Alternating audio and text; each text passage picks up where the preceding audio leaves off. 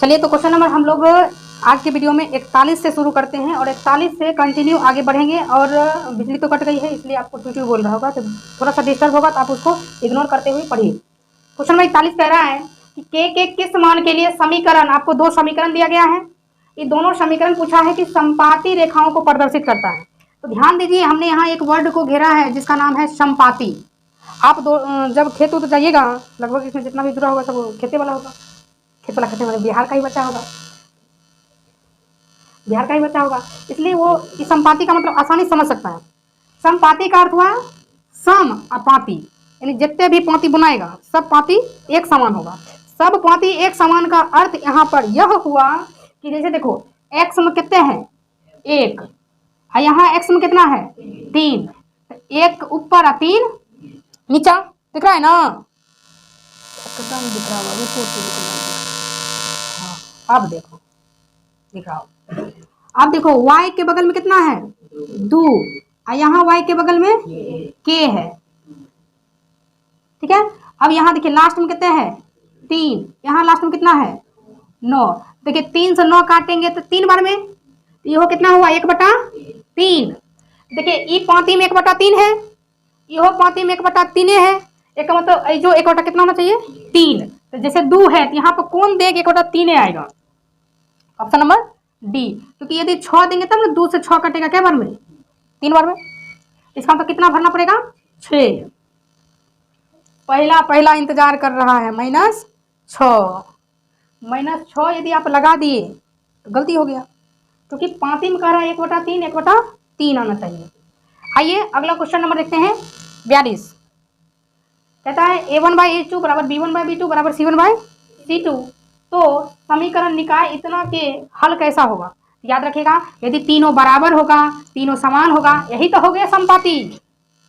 यदि पूछता कैसी रेखा होगी, तो रेखा में बोलते क्या, समपाती, समपाती रेखा होगी। हल पूछेगा तो हल होगा अनंत हल होगा। इसमें हल पूछा है अनंत हल और परिमित रूप से अनेक हल, अनगिनत हल, इस तीनों में से कोई भी ऑप्शन हो सकता है। आंसर क्या होगा, अनंत वाला ऑप्शन, तीनों समान है ना।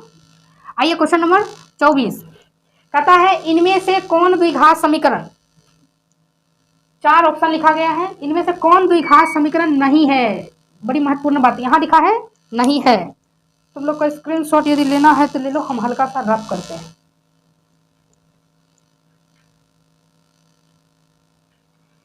इनमें से कौन द्विघात समीकरण नहीं है। तो यहाँ पर आपको इस प्रकार से दिखा, तो देखिए ध्यान से, नाम में आंसर है, घबराइए नहीं। द्विघात का मतलब होता है द्वि माने 2, घात, घात कभी भी माने ऊपर में लगल रहता है। तो द्विघात माने घात 2 होना चाहिए। ध्यान से देखिए, घात किसमें 2 है, एक लाइन खोलते हैं। अच्छा, इनमें से कौन द्विघात समीकरण नहीं है, माने केकरा में घात 2 नहीं है। देखिए ध्यान से, x² हो जाएगा, हमको घात खाली 2 ढूंढना है, x² हो गया, और 3 से गुना करेंगे तो कितना हो गया, 3x²। आई प्लस x² है ना, इधर आके माइनस होगा तो ये बचेगा कितना, 2x²। तो x² तो है ये है ना, लेकिन यहाँ कह रहा है केकरा में नहीं है, केकरा में है, इसलिए आंसर नहीं होगा। देखो x² यहाँ है, यहाँ है, यदि हम इस माइनस वाला को इधर बुलाएंगे क्या हो जाएगा, प्लस x²। इहो प्लस में है तो दोनों जुट के कितना हो गया, 2x²। एक रो में x² है, घात 2 है, मतलब द्विघात समीकरण ई है। इसमें देखते हैं, तो देखिए √3x² का करेंगे तो हो जाएगा 3x²। आई प्लस है x² ना, तो 3 कितना हो गया, 4, x² है ये है ना, है, इसका तो यह भी द्विघात समीकरण है। पूछा कौन नहीं है, तो देखिए घात कितना आ गया, 3 आ गया ना, इसका तो यही द्विघात समीकरण नहीं है। Option number D is the correct answer. द्विघात का मतलब किसमें दुघात है। अब यहाँ कह रहा है द्विघात समीकरण नहीं है, यानी केकरा में दुघात नहीं है। देखिए केकरा में दुघात नहीं है, कितना घात है, 3 घात। आइए क्वेश्चन नंबर 43 कहता है इनमें से कौन द्विघात समीकरण है। देखिए यहाँ पूछा है द्विघात, द्वि माने 2, घात माने माथा पर 2 घात होना चाहिए। देखो देखो जल्दी देखो, दुघात है, हाँ ये द्विघात समीकरण है, लेकिन गलती कर दी, क्योंकि यहाँ पर देखिए इसमें दुघात है, लेकिन यही तो बच्चे ध्यान नहीं देते हैं। आगे में देख लेते हैं जे है, उन्हें तो उठेने चल जाते हैं, कभी हटिया उटिया जाइएगा तो देखते होंगे जो मुखे पे है लेने चल जाते हैं, लेकिन जब अंदर जाइएगा तो पता चलेगा नहीं सब्जी जो यहाँ महंगा था अंदर में सस्ता है। वही बात है, आप देखे उठने चल गए, आप बुझे कि हमारा 1 नंबर आ गया, लेकिन बाद में घर पा के देखे तो अरे जोड़ी का ये तो गलती हो गया, हो गया। इसीलिए इसको ध्यान में रखा कीजिए। तो ये द्विघात समीकरण है ही नहीं। आइए देखिए ध्यान से, ये x की घात कहाँ आ गई है, नीचे में प्लस है, ऊपर जाएगा तो क्या हो जाएगा माइनस हो जाएगा, तो फिर घात ऋणात्मक हो गया, ये भी द्विघात नहीं हुआ। घात कभी भी ऋणात्मक नहीं होनी चाहिए। अब इसको देखते हैं, देखिए यहाँ से क्या बचेगा, सिर्फ x² बचेगा, ये दोनों कट जाएगा, ठीक है। ऑप्शन नंबर कौन हो जाएगा, सी हो जाएगा। देखिए नए जब बने तो अंतिम में यही किया कीजिए, कोनो छाटिए। देखिए ई छाटा ये गया क्योंकि रूट लगल था, ई छाटा गया क्यों, पावर माइनस था, और ई छटा गया कि कट गया तो बचवे नहीं किया, बचा एक क्यों ना ऑप्शन सी। जरूरी नहीं है कि पूरा सॉल्व कीजिए, बच्चे अक्सर यही करने तो पूरा सॉल्व करते हैं क्योंकि आपको सॉल्व पूछवे नहीं किया। आइए क्वेश्चन नंबर 45, यदि द्विघात समीकरण इतना का मूल समान हो। देखिए यहाँ पर मूल का अर्थ हुआ, मूल माने x का जो मान है करें सर दुग, x को दुग मान आएगा, दोनों समान होगा, तो कहता है p का मान क्या होगा। तो देखिए जब भी मूल समान हो तो उसका एक शॉर्टकट में x निकालने का फॉर्मूला है, या आप यहाँ पर ये काम कर सकते हैं, थोड़ा हम करते हैं। मूल समान होने के लिए d का मान 0 होता है, d का फॉर्मूला b² - 4ac बराबर 0 ना। बोलिए b का स्क्वायर, b कितना है -p, तो -p का स्क्वायर कितना होगा p² - 4a कितना है 2, c कितना है p है ना, बराबर 0, बराबर 0। अब यहां से देखिए क्या हो जाएगा, p² - 4 दूनी 8p बराबर 0। अब यहां से देखिए थोड़ा इसको हम हटा ही देते हैं ताकि नीचे में p कॉमन ले लेंगे तो p - 8 बराबर 0। एक बार p का मान किसके बराबर हुआ 0 के बराबर, एक बार p - 8 बराबर 0, तो p बराबर +8। ऑप्शन 0 भी सही होगा और 8 भी सही होगा। तो देख लीजिएगा बुक में किस हिसाब से ऑप्शन दिया है। चलिए क्वेश्चन नंबर 47 कहता है अल्फा और बीटा द्विघात समीकरण x² - 3√x - 12 बराबर 0 के मूल है, तो अल्फा प्लस बीटा माइनस √3 क्या होगा। तो ध्यान दीजिएगा, यहाँ जो गुणांक में दिख रहा है ये है किसका मान, a का मान, और ये जो दिख रहा है -3√3 ये किसका मान हुआ, b का मान, और यहाँ जो दिख रहा है अचर पद ये किसका मान हुआ, c का मान।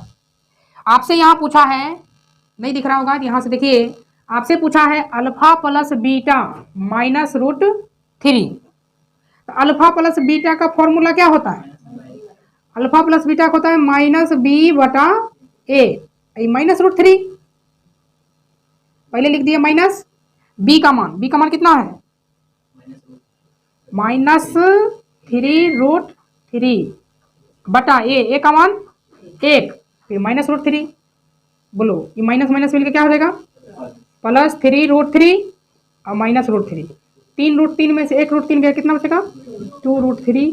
देखो ऐसा कौन सा ऑप्शन है 2√3, सी नंबर। चलो अब हम क्वेश्चन नंबर देखते हैं 48 से। चलो क्वेश्चन नंबर आज अब हम देखते हैं 48 से। 48 कह रहा है कि एपी अर्थमेटिक प्रोग्रेशन ना 3, 7, 11 डॉट का 14वां पद क्या होगा। देखो 14वां पद, nवां पद का फॉर्मूला होता है a + n - 1 × d, तो 14वां पद का हो जाएगा a प्लस, देखो n - 1 तो यहाँ हो जाएगा 14 - 1 × d, यानी a प्लस कितना d 13d। a का मान देखो कितना है 3 + 13, d माने डिफरेंस, नहीं इन दोनों का कितना का डिफरेंस है 4 का, 13 चौक 52 अति 55 इज द राइट आंसर ना होगा। 55 जो होगा वह ऑप्शन सही होगा। याद रखना पहले गुना करके तब जोड़ना है, ऐसा नहीं कि 13 में 3 जोड़ लेना है 16 और 16 चौक 64, पहला ऑप्शन दिखेगा निकल लेना मार के। आइए क्वेश्चन नंबर 49 नंबर है, निम्न में से कौन समांतर श्रेणी में है। समांतर माने हो क्या समान अंतर, कोई दो ऐसा नंबर होगा जिसके बीच समान अंतर होगा। अब ऐसा नहीं कि सब कुछ चेक करना है, क्या करो पहले देखो कौन कौन नए हैं। 15 में 5 घटा देंगे, कितने का अंतर हुआ 10। कितना का अंतर हुआ 3, नहीं होगा। देखो यहाँ पे अंतर, यहाँ पे अंतर, देखने से ही पता चल रहा है समान नहीं होगा। यहाँ पे देखो जैसे बढ़ रहा है तो बढ़ेगा, जैसे 1 से ये हो गया आधा, और फिर ये आधा से ज्यादा हो गया, देखो ये घटा फिर बढ़ा, बढ़ा ना, ये 1.5 हो गया ना। ध्यान से देखो, या आप इसको ऐसे भी जान सकते हो कि 1/2 माइनस 1, 1/2 से माइनस 1 कितना हो गया 2। अब इस दोनों में से घटा के देखो, किसमें 3/2 माइनस 1/2, 1/2 देखो बराबर है, इसलिए ये भी नहीं होगा। होगा कौन, ये होगा। ऐसे भी छांट सकते हो। आओ 50 नंबर क्वेश्चन जल्दी से। एपी इतना का एनवा पद पूछा है। अभी अभी हमने आपको बताया एनवा पद के लिए फॉर्मूला होता है A plus N minus 1 into D. A का मान कितना 16 प्लस एन माइनस 1, और डी माने देखिए डिफरेंस, 11 में से 16 घटाते हैं, ठीक है, 11 माइनस 16, ये डी का मान आएगा, कितना आ जाएगा माइनस, यहाँ हो जाएगा -5। थोड़ा सोल्यूशन कर लेंगे। 16 माइनस 5 को गुना करेंगे एन से तो -5n, minus minus plus 5, 16 5 21 minus 5n, यही जो होगा आपका सही आंसर होगा। आइए क्वेश्चन नंबर 51। वाई अक्ष पर सभी बिंदुओं का भुज। यदि आप इससे पहले वाला वीडियो देखे हैं तो जरूर उसमें हम बताए थे, तब पर भी आप वहां से देख लीजिए। चलिए शायद आपको हम देखिए क्वेश्चन कह रहा है कि y अक्ष पर सभी बिंदुओं का भुज क्या होगा। देखो ये हो गया x अक्ष, ये कौन अक्ष हो गया y अक्ष। y अक्ष पर सब बिंदु, देखो इस y अक्ष है, जैसे इसमें मान लो बिंदु ये हो गया 1, ये हो गया 2, ये हो गया 3, ये हो गया -1 -2 -3। जैसे मान लीजिए हम यहाँ का नियामक निकालते हैं, यहाँ का, तो इसमें कौन है y का बिंदु है, x का कोई बिंदु नहीं है, तो x का कोई बिंदु नहीं है तो कितना हुआ 0,2, क्योंकि रूल जो होता है पहले x का मान तब y का मान। तो कह रहा है कि y अक्ष पर सभी बिंदु, जैसे आप इसी बिंदु को पकड़िए, ये y अक्ष का मान है ना -3, इसका तो x का कोई भी मान नहीं है, इसका तो x का मान क्या होगा 0 होगा, यानी भुज का मान क्या होगा 0। क्वेश्चन नंबर 52 कह रहा है 0,1/8 1/4 3/8 का सार्व अंतर यानी डिफरेंस, तो डिफरेंस निकालने का है 1/8 ना दिख रहा है, रुको 1/8 -0 कितना आ जाएगा 1/8। चलो अब हम क्वेश्चन देखते हैं 53 से आगे। तो तुम लोग को यदि स्क्रीनशॉट लेना है तो ले लो स्क्रीनशॉट। चलिए तो क्वेश्चन नंबर अब हम देखते हैं 53 से 57 करेंगे, फिर हम आगे देखेंगे। 53 देखिएगा, क्वेश्चन कह रहा है एपी का सामान्य पद, ये सामान्य पद है यानी जनरल फॉर्म है, तो इसका प्रथम पद क्या होगा। प्रथम पद देखिए ये एपी का सामान्य पद है, यानी tn बराबर ये हो गया 5n माइनस कितना 7, ये एपी का सामान्य पद हो गया, कोई पद है। अब इसमें हमको पूछा है कौन सा पद, प्रथम, तो प्रथम का मतलब होता है पहला, 1 नंबर, तो 5 गुना 1 -7, 5 कम 5 -7 कितना आ जाएगा -2, -2 इज द करेक्ट आंसर ना। आइए क्वेश्चन नंबर 54 है, यदि बिंदु ए इतना को मिलाने वाली रेखाखंड का क्या पूछा है मध्य बिंदु। जैसे देखिए जब भी आपको मध्य बिंदु पूछे तो कोई फॉर्मूला नहीं, सीधे मध्य बिंदु निकालना है। क्या कीजिए, इसका मान इसके मान को जोड़ लीजिए, 0 में -12 जोड़िएगा, 0 में जोड़िएगा कितना -12, जोड़ के जितना आएगा उसको क्या कीजिए आधा, फिर -8, अब देखिए दूसर का जोड़िए, -8 में कितना जोड़िए 0, आधा।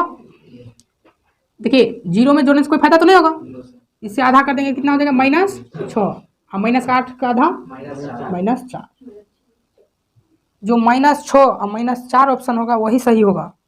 यदि कोई ऑप्शन -4 पहले है -6 बाद में है तो वो आंसर नहीं होगा, ये याद रखिएगा, दोनों में फर्क होता है। -6 -4 वाला जो ऑप्शन होगा सही होगा। आइए क्वेश्चन नंबर 55 कह रहा है कि यदि किसी त्रिभुज के शीर्ष इतना दिया गया है, इसका केंद्रक, तो केंद्रक निकालने का फॉर्मूला ही होता है केंद्रक सबका पहला पहला जोड़ दीजिए, 1 नंबर ये वाला x1 plus x2 plus x3 by 3 कीजिए, क्योंकि 3 वो नंबर है ना, y1 प्लस बाई 3। ये हो जाता है केंद्रक का फॉर्मूला। जब भी तुमको केंद्रक पूछे, जो भुज का मान है वो तीनों को जोड़ के 3 से भाग दो, और कोटि के भी मान को जोड़ के 3 से भाग दो, निकल जाएगा। क्वेश्चन नंबर 56, यदि बिंदु P, Q और R इतना संरेख है तो K का मान क्या होगा।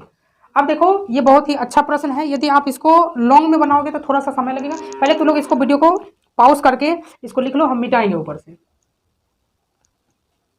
क्वेश्चन नंबर देखिए 56 कह रहा है कि बिंदु 3 को बिंदु दिया है और संरेख पूछा है। देखिए संरेख के लिए हम आपको एक नया तरीका बताते हैं। जब भी आपको संरेख निकालना हो तो पहले आप बेसिक सीखिए, ध्यान से सुनिए। पहला देखिए कितना है, 2 है और 3 है, तो 2 और 3 ऊपर नीचे कर लिख दीजिए। अगला कौन है, 4 और कितना है K, यहां ध्यान दो। फिर कितना है 6 और -3 लिख दिए। अब यही फर्स्ट वाला मान फिर से लास्ट में उतार दो। फिर से देखो 2 3 को लिख दिए, 4 K है ना, इसको ऐसे घुमा के लिख दिए, फिर इसको भी लिख दिए, और जो पहले था उसको लास्ट में उतार दिए। और संरेखी होने के लिए त्रिभुज का जो क्षेत्रफल होता है उसका मान किसके बराबर होता है, 0। ये डिटर्मिनेंट होता है, हम लोग लगा दिए। अब देखिए इसको सॉल्व कैसे करते हैं, K का मान हमको निकालना है। देखिए क्रॉस गुना, इसको इससे गुना कीजिए, इसको इससे गुना कीजिए और जोड़ते जाइए। बोलिए 2 को K से करेंगे कितना होगा, 2K।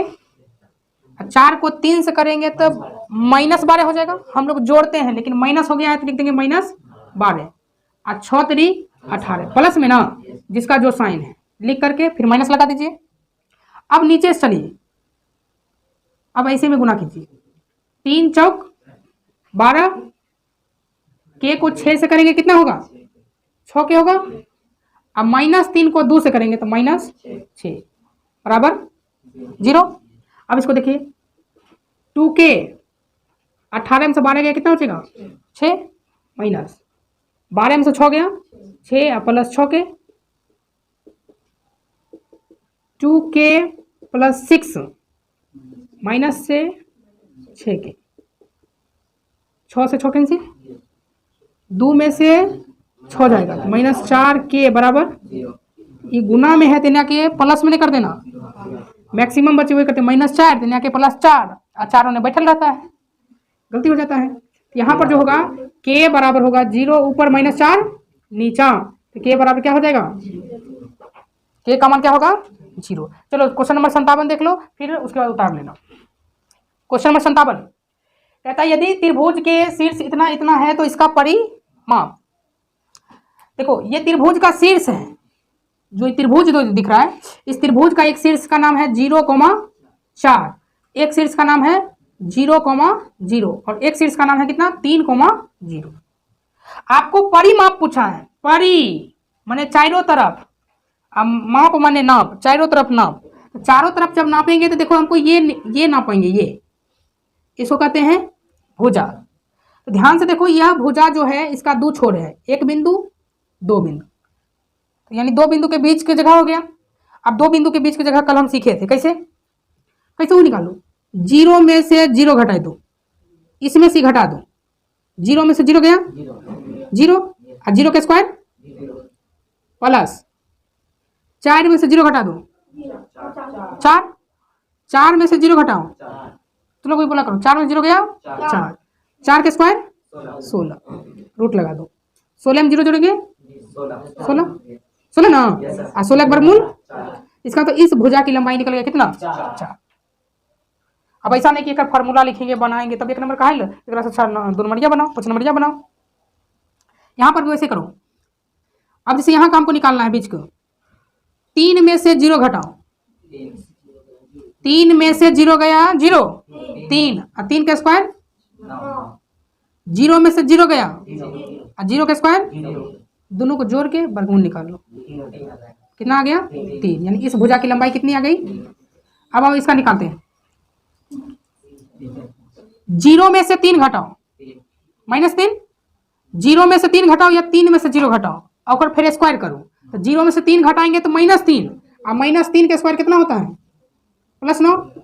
और 4 में से 0 गया 4, और 4 का स्क्वायर 16, 16 9 25, और 25 से कितना आ गया 5। यानी इस भुजा की लंबाई कितनी आ गई? हमको परिमाप पूछा है तो 1 4, 3 7 और 5 12 ना होगा। चलो तो लोग देख लो, लिख लो जल्दी से।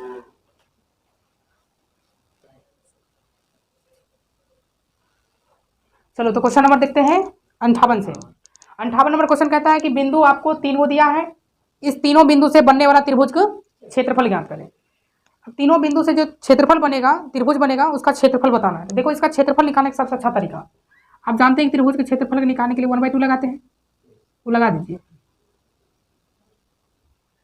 ठीक है, इस बिंदु को वर्टिकल में लिख दीजिए। कितना लिखेंगे? 3, 0। अगला देखिए 7 0 8 4, फिर वापस यही लिख दीजिए 3 0। ये पैटर्न बेस्ट है, हम इस पर बहुत सारा क्वेश्चन करेंगे। 1/2 लिखिए, 3 0 7 0 8 4, अब फिर से यही 3 0। अब देखिए 1/2 पहले ऐसे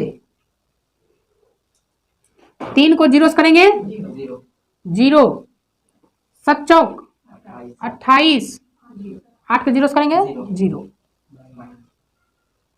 फिर माइनस 0 को 7 से करेंगे 0, 0 को 8 से करेंगे 0, और 4 को 3 से करेंगे 12। इस सॉल्यूशन करने में जितना समय लगेगा वही आंसर देगा। कितना हो जाएगा? 28 माइनस 12, 28 में से 12 गया 16, 1/2 गुना 16 कितना हो जाएगा? 8 वर्ग इकाई ना।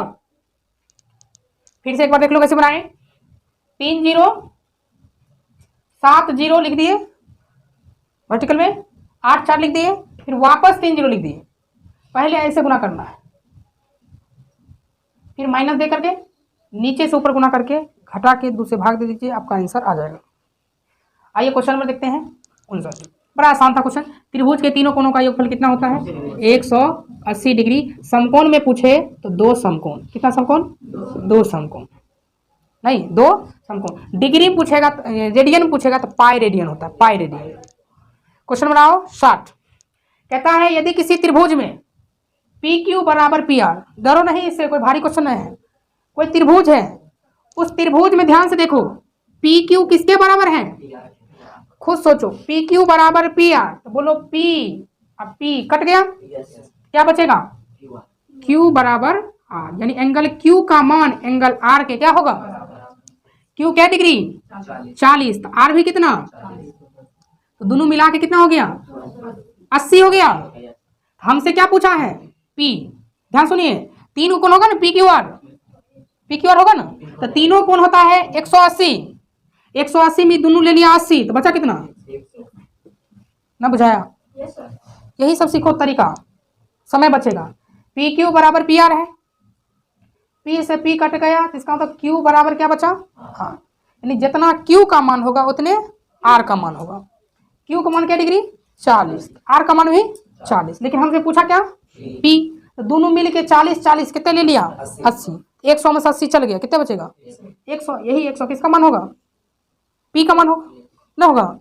आइए क्वेश्चन नंबर देखते हैं 61 ना। बुझे? हमने कहा आपको कि कोई त्रिभुज है, हम फोटो नहीं बना रहे, किसी त्रिभुज में बोल रहा है कि PQ भुजा PR के बराबर है, और बोल दिया है कि Q का मान क्या डिग्री है? 40। तो P का मान पूछा है।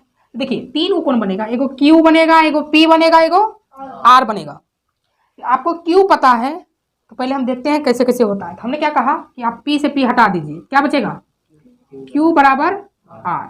आप जानते हैं Q का मान क्या डिग्री है? 40। तो बोलिए इस हिसाब से R भी 40। दो भुजा बराबर है तो दो कोण भी बराबर होगा, तो 40 40 कितना हो गया? 80। तो दो कोण 80, क्योंकि तीनों कोण योगफल होता है 180, तो जिसमें से 2 को 80 हो गया, तो 1 बचा कितना? यही तो पी का मान हो गया। क्यू पूछता 40, आर पूछता 40, लेकिन पी पूछा 180 में ये 80 घटा दिए ना होगा। अब आइए क्वेश्चन नंबर 61। सर पूछेंगे हम ये सब प्रश्न, बोर्ड पर बुलाएंगे, देखो ना थोड़ी। देखिए कहता है दोनों त्रिभुज यदि समरूप है, जब दो त्रिभुज समरूप है, आराम सीखो, जब दो त्रिभुज समरूप है तो कह रहा है कि इसके क्षेत्रफल, इसका क्षेत्रफल बटा में उसका मान दिया है 9/4, यानी 9:4, और इस प्रकार से दिया है। यहाँ पर एक एनसीईआरटी में पढ़ में चलता है कि जब दो त्रिभुज समरूप हो, जब दो त्रिभुज समरूप हो तो इनके क्षेत्रफलों का अनुपात, इनके क्षेत्रफलों का अनुपात, इनके क्षेत्रफलों का अनुपात जो संगत भुजा होगा, ध्यान से देखना, संगत भुजा, इसमें संगत भुजा कौन हुआ? ए बी, यहां कौन हुआ? P Q. लेकिन यहां पर ध्यान से देखो, संगत भुजा इसके हिसाब से लेना है, समरूप के हिसाब से। संगत में कौन हुआ? A B. यहां संगत क्या हुआ? Q R. क्या हुआ? क्यू आर का वर्ग, या बी सी बटा आर पी का वर्ग, या एक और ए सी क्यू पी का वर्ग के बराबर होगा। आपसे क्या क्या दिया है? आपसे पूछा पी आर, पी आर इस ऑप्शन में है ना, है इसका मतलब इसकी जरूरत नहीं है, हटा देते हैं, ये भी जरूरत नहीं है। तो आप सोचिएगा कि देखिए इसके क्षेत्रफल का अनुपात कितना दे दिया है? 9/4। बीसी देखिए, बीसी कितना है? 15, ये आपको जानबूझ के फंसाने के लिए दे दिया 18। आरपी कितना है? नहीं ना मालूम है, ये वर्ग है, तेना के वर्ग, ये वर्ग एने से हटेगा तो क्या बन जाएगा? वर्गमूल।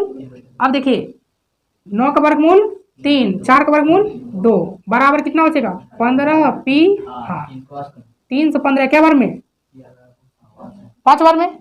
अब क्रॉस गुना कर देंगे, पी आर को 1 से करेंगे तो पी आर 5 दूनी 10। देख लीजिए ऑप्शन नंबर जो पी आर है ऐसे ही दे दिया है आपको फंसाने के लिए, क्योंकि क्वेश्चन में इसके हिसाब से ना, हमसे पूछा था क्या? P R. फिर से देखिए, क्षेत्रफलों का अनुपात उसकी संगत भुजा, अब संगत भुजा समरूप के हिसाब से लेना है। समरूप देखिए क्या है? A B Q R. हमसे क्या पूछा था? P R. देखिए पी आर कैसे रिलेशन हो रहा है? लास्ट वाला दुगो, यहां वाला लास्ट वाला दुगो कौन है? बी सी, इसलिए बी सी ऊपर पी आर नीचा का स्क्वायर के क्या होता है? बराबर होता है। चलिए इसको लिख लीजिए। चलिए तो क्वेश्चन नंबर अब आ जाते हैं 62। नहीं, धीरे धीरे देखो, एक से लेके क्वेश्चन लगातार सॉल्यूशन करते हुए हम लोग 62 पे पहुंच गए। एक गो क्वेश्चन सॉल्यूशन किए। त्रिभुज पी क्यू आर में पी आर का स्क्वायर बराबर पी क्यू का स्क्वायर प्लस क्यू आर का स्क्वायर है, तो कौन क्यू का मान क्या होगा? देखो यहां पर जो है यह एक भुजा है, बताओ मैं, एक भुजा ये है और इधर कितना भुजा है? 2 भुजा है। इसका मतलब ये हुआ बड़ी भुजा का वर्ग अन्य 2 भुजाओं के वर्गों के योग के बराबर हो, तो बड़ी भुजा के सामने का जो कोण होता है वही 90 डिग्री होता है। तो बड़ी भुजा का नाम क्या हो गया? P R. तो सोच लीजिए यहाँ पी आर है तो सामने में तो पी होगा नहीं, आर होगा नहीं, तो होगा कौन सी? क्यू। इसका मतलब क्यू का मान कितना डिग्री होगा? 90 डिग्री। फिर से देखिए, बिना फोटो बनाए किए ना, फिर से कैसे करना है? जब भी एक भुजा का वर्ग अन्य 2 भुजा के वर्गों के योग के बराबर दे, इससे पता चलता है कि इससे भी बड़ा ये है, इससे भी बड़ा ये है, इसका मतलब सबसे बड़ा हुआ, तो बड़का के सामने का जो कोण होगा वो 90 डिग्री होगा। तो बड़का में कौन है? P R. तो पी आर के सामने में होगा तो पी होगा नहीं, आर होगा नहीं, तो होगा कौन सी? क्यू। तो क्यू का मान कितना डिग्री? 90 डिग्री। आइए 63 नंबर क्वेश्चन कहता है कि एक त्रिभुज है और त्रिभुज है पी क्यू आर, और इस त्रिभुज पी क्यू आर में एस टी समांतर क्यू आर, क्यू आर के समांतर कौन है? एस टी, ये इसके समांतर है। यहां पर लगता है थेल्स बाबा का पर्व है। थेल्स बाबा का प्रमेय कहता है कि इस भुजा का अनुपात यानी पी एस बटे एस क्यू और पी टी बटे टी आर बराबर होगा। किसके अनुसार? थेल्स बाबा के अनुसार। थेल्स बाबा के हिसाब से क्या होगा? थेल्स बाबा के हिसाब से पी एस बटे एस क्यू नहीं, अब पी टी बटे टी आर। कब? जब एक भुजा के समांतर रहेगा तब। किसी भी त्रिभुज में एक भुजा की यदि समांतर रेखा खींची जाए तब वहां लगता है कौन बाबा? थेल्स बाबा ना। अब देखो यहां से दिख रहा होगा, ठीक है। पी एस का मान देखो कितना है? एक्स नहीं है, सेंटीमीटर रहने देते। एस क्यू का मान एक्स माइनस 2, पी टी का मान एक्स प्लस 2 और टी आर का मान एक्स माइनस 1। अब आप इसको सॉल्यूशन करोगे तो आंसर आएगा, लेकिन यदि हमको इसका ऑप्शन मिल जाएगा तो हम देखो इसको कैसे चेक करेंगे। देखो अब मेरे पास ये सब ऑप्शन आ गया है। यदि हम बिना सॉल्यूशन किए चाहते हैं कि इस ऑप्शन से रख के चेक करें, देखिए जो मान इधर रखोगे वही मान इधर रखो। यदि बराबर आया तो सही होगा। जैसे हम 4 रखते हैं, यहाँ कितना रखते हैं? 4। जैसे हम 4 रखते हैं तो ऊपर हो गया 4, 4 में से 2 गया 2 ना, 4 2 6 और 4 में से 1 घटाएंगे 3, बराबर आ गया। वो तो क्या पहले ऑप्शन सही हो गया। लक कभी कभार आपका भाग नहीं साथ देगा, हो सकता है दूसरा चेक करो, तीसरा। ये तो पहले ही काम हो गया। यदि किसी ऑप्शन में नन ऑफ दीज रहता ना तब इसको भी चेक करते, इसको भी चेक करते, उस हिसाब से देखा जाता। लेकिन यहाँ पर ये आपका क्या है? सही है। चलिए क्वेश्चन नंबर 14 देखिए। 64 ना, चलिए फिर से देख लीजिए। कह रहा है कि किसी त्रिभुज ए बी सी में बी सी के समांतर कौन है? डी ई है। यदि ये इसके समांतर है तो हम लोग थेल्स प्रमेय लगाते हैं। थेल्स प्रमेय से, थेल्स प्रमेय क्या कहता है? A D upon D B बराबर A E upon E C. A D by D B का मान कितना? 4/5 और यहाँ पर ए ई बटा ई सी। यहाँ से क्या हो गया? ए ई अनुपात ई सी बराबर 4/5। लेकिन आपको यहाँ पर क्या दिया है? ए सी का मान दिया है। आप ध्यान दीजिए ए सी क्या होगा? ए सी ए ई प्लस ई सी हो रहा है, यानी ए ई और ई सी को जोड़ के तब बन रहा है ए सी।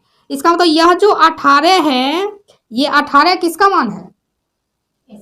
ए सी का मान है। ये टोटल कितना है? 18। लेकिन अनुपात में कितना आया? ये है 4 और ये है 5। 4/5 पूरा कितना है? 18। अनुपात में कितना? तो 4 5 9, यानी 1 का मान कितना आया?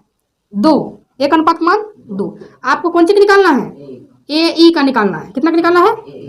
ए ई कितने अनुपात है? देखिए 4 से गुना कर दीजिए, 4 दूनी 8 सेंटीमीटर। नहीं समझ में आया? फिर से सीखो, फिर से हम मिटा के फिर से बताते हैं। थेल्स के हिसाब से यहाँ पे आया ए डी बटा डी बी बराबर ए ई बटा ई सी। ये कितना अनुपात दिया है? 4/5 ए ई बटा ई सी। बोलो यहाँ से क्या हो गया? ए ई अनुपात ई सी बराबर 4/5। तो हमने कहा कि यहाँ पर जो ए सी 18 दिया है, मतलब टोटल यहाँ से यहाँ तक कितना दिया है? 18। लेकिन यहाँ ए ई अनुपात में 4 और ई सी अनुपात में कितना? तो कुल मिला के 4 5 9, 4 5 9 ना। टोटल 18 है, ऐसे में अनुपात में कितना है? 9। किसका मान निकालना है? ए ई का। तो देख लो ए ई का अनुपात कितना है? 4। 4 से गुना 9 से 18 क्या बार में? 4 दूनी 8 सेंटीमीटर, है ना। अच्छा क्वेश्चन था। तुम लोग ये सब को करने के बाद देखो, तब तक तुम लोग ये सब को करने के बाद जो है फिर से वीडियो को जरूरत पड़े दोबारा देखो, लेकिन इसको जरूर रिवीजन करो। यही सब क्वेश्चन बार बार रिपीट होते रहते हैं। यदि आप हमारी बातों को मानते हैं तब, नहीं मानते हैं तब कोई दिक्कत नहीं है। चलिए ठीक है, इसको आप लिख लीजिए। फिर हम देखते हैं क्वेश्चन नंबर 64 के आगे। चलिए तो आज के वीडियो का लास्ट प्रश्न हम लोग 65 तक देख रहे हैं। फिर वीडियो नंबर पार्ट 3 आएगा, उसमें हम लोग कल 100 तक पहुँच जाएंगे। ठीक है, चलिए देखिए क्योंकि क्वेश्चन थोड़ा सा टाइम ले रहा है। क्वेश्चन कह रहा है कि 6 सेंटीमीटर त्रिज्या,